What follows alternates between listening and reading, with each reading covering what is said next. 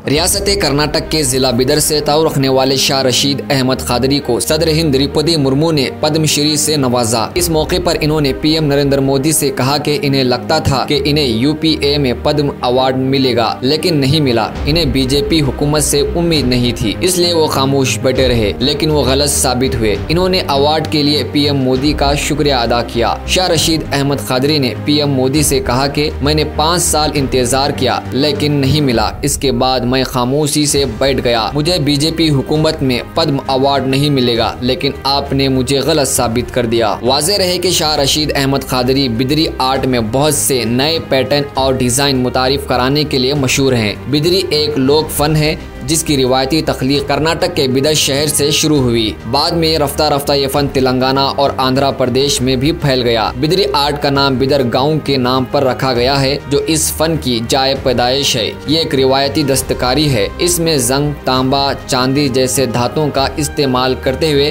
दस्तकारी बनाई जाती है। ये एक बहुत ही पेचीदा आर्ट फॉर्म है। शाह रशीद अहमद कादरी को कर्नाटक के शिल्प गुरु के नाम से भी जाना जाता है। वो 500 साल पुराने बिदरी फन को जिंदा रखे हुए हैं। इन्होंने अपने फन पारों की दुनिया भर में नुमाइश की है और शाह रशीद अहमद कादरी अपने फन में बेहद माहिर हैं और रियासती और इंटरनेशनल लेवल पर उन्हें अवार्ड भी मिले हैं।